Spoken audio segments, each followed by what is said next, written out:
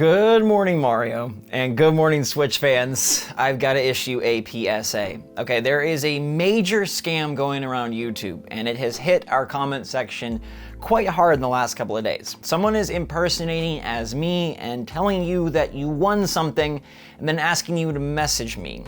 Unfortunately, it's not me. It's not the official SwitchForce account. It's nobody that represents me, and this problem is spreading around YouTube to many other channels as well. It's not just us. So if anyone has gotten a comment back from fake me, I'm really sorry. It's not me. Those of you that reached out and said, hey, this is what's going on, I appreciate it. But if you see a message saying like, message me on Telegram, you won a PS5, unfortunately, that is not me. And hopefully this problem does not plague for too long. It's kind of annoying, but thank you for bearing with me, and thank you for being patient, and thank you for understanding. I'm sorry if you thought you won. There is no contest, but we do have a lot of fun stuff to talk about today, so make sure to hit that like button if you enjoy this show. Let me know your take on today's topics in the comments down below, and let's kick it off with something near and dear to my childhood heart: Teenage Mutant Ninja Turtles. All right, Shredder's Revenge has looked freaking sick since the start, and yet it has not got a specific date. Now, unfortunately, I don't have the exact date for you, but they finally lowered it down to summer 2022, which means soon, right? Because summer's like June, July, August. It's got to be in one of those months. They showed off a bunch of new gameplay over on IGN, and they confirmed that the original voice cast from the cartoon back in the 80s is going to be voicing the Turtles in this game, which is a fun nod to nostalgia. And it looks like a throwback that does things right. There's boss battle with Rocksteady in the gameplay that really makes me happy. One of my favorite OG villains. Shredder, of course, looking great as always. And those combos, the music, the visuals, chef's kiss. Now, what's not very chef's kiss is the way Sonic Origins is rolling out. We talked earlier this week about how Sonic Origins had leaked on the Korean Games ratings board, and it was coming soon, and boom.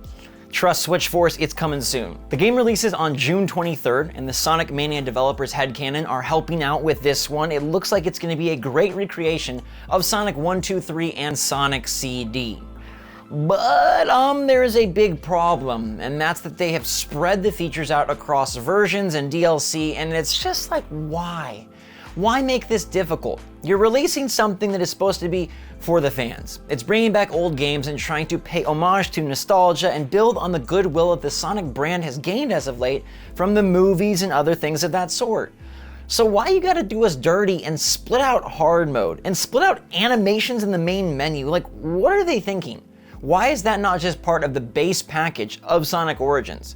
This is supposed to be the best place to play these old Sonic games in the best style possible, and I like what they're doing with the missions and the classic mode, the anniversary mode, but I don't understand why they're trying to spread it thin. Anytime I see a game have all these different columns, it's like, don't do it.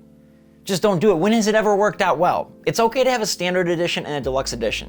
That is fine. But as soon as you get column 3, column 4, column 5, and you're splitting up modes and animations in the menus, that's gotta be a misstep. There's no other way to put it. And so while I know people are excited about the soon release date of June 23rd, they have created some sort of diabolical nightmare that only Eggman could have come up with, because they've got all of this instead of just, wow, it's exciting, this game is out in 2 months. I hope that they're able to listen to the feedback, which has not been great, and say like, hey, okay, we're gonna give you this DLC free, or we're gonna combine it somehow, because nobody wants that. We're not about that. We don't wanna look at 5 different columns and try to figure out, it's just, no, especially not for a game that, it's just old games brought back, like, headache. On the other hand, the good news is that the summer is still filling out, and it looks like there'll be more and more Switch titles releasing, hopefully even more than this. Shredder's Revenge is coming, Sonic Origins is coming, of course SwitchForce is coming next week. I am pumped to see what else they add to the calendar.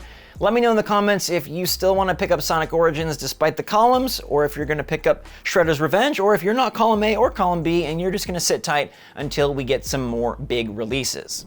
Speaking of other releases, is Nintendo holding out on us? All right, this is a really interesting discussion, and one that we've had to level with a few times in the Switch generation. We hear from insiders that Nintendo loves to sit on titles, and we see they're doing that with Xenoblade Chronicles 3 because they had no problem just shifting that thing from September to July, proving that the game is done and they could release it earlier, but they wait.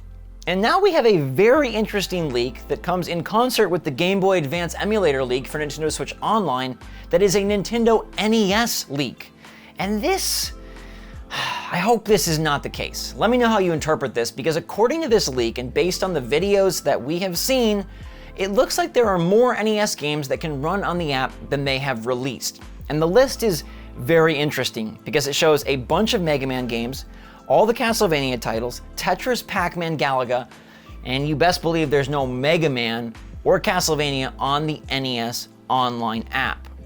This gets very, very strange because those games are from third-party publishers that we know love to publish their own collections. There's a boatload of Mega Man collections and Castlevania collections from Capcom and Konami respectively.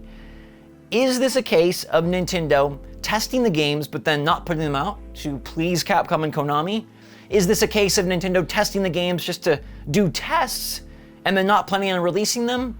Or is this a case of Nintendo having a bunch of titles loaded up and then deciding that they're going to slowly drip feed because that's somehow what we deserve?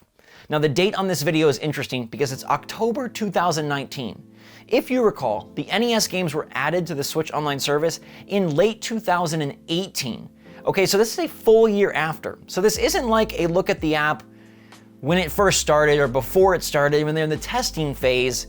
This is a year later, so why they got all these extra games?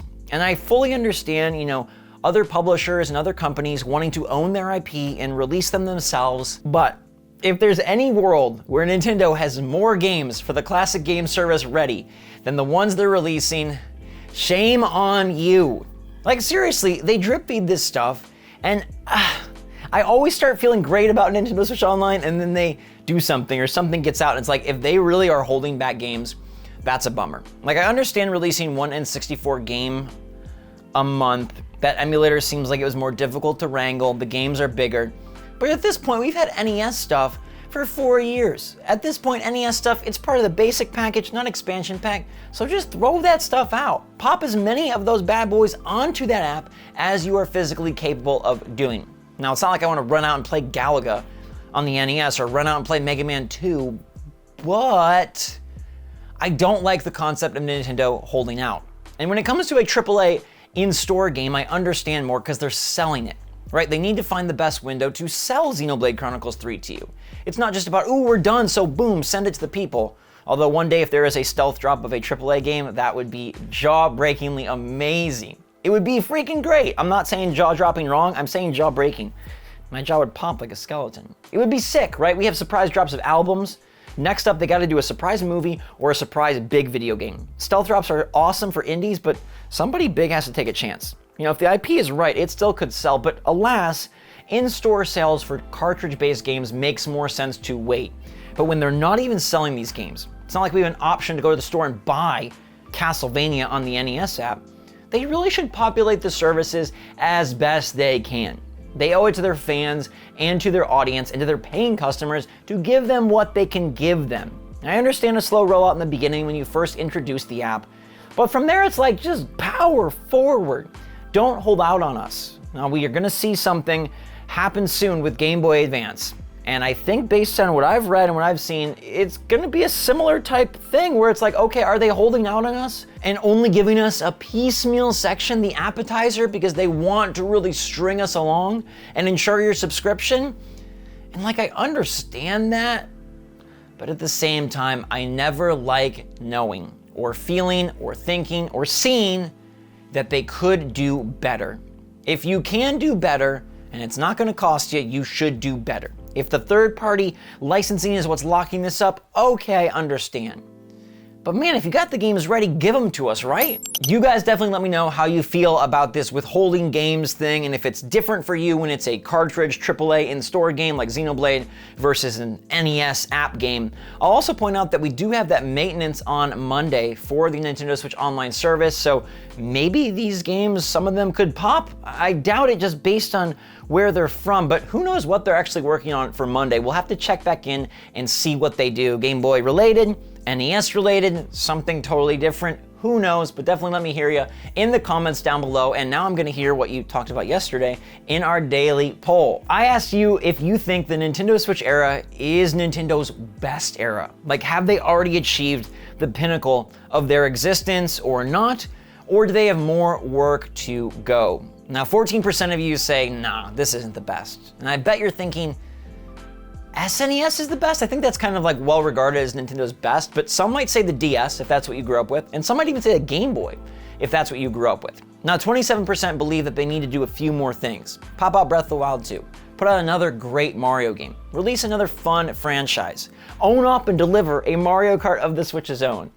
But I'm with the 59% who say that this is the best era Nintendo's ever had. I think in terms of sheer numbers, quality, and in terms of how flexible they've been, because for Nintendo, don't get me wrong, they have been very flexible. It's a console that's region free. You can go and access all the other shops. It's a console that has some things that fans have asked for, and it's a console that has the top titles in just about every franchise. Plus, it is now more than ever putting together a classic place to play all the nostalgic favorites. And if they incorporate Game Boy, Game Boy Color, and Game Boy Advance, this is like incredible. I think this machine will go on to be Nintendo's tough to top. Like, I don't know how you beat the Switch, not to mention it introduced this portable at-home hybrid that nobody else can claim before. It truly is a remarkable era, and I'm so glad that we get to live it, breathe it, experience it, love it together. And there's still many more years, and there's still many more GMM. So until next time, everybody, thanks so much for watching. I love you a lot. I appreciate you even more. Stay safe, stay healthy, stay happy, stay positive out there. Green screen for 2 more videos, 1 more video, 2 more, 1 more, something like that. Anyways, until next time, everybody, love you lots. Thanks again. SwitchForce out.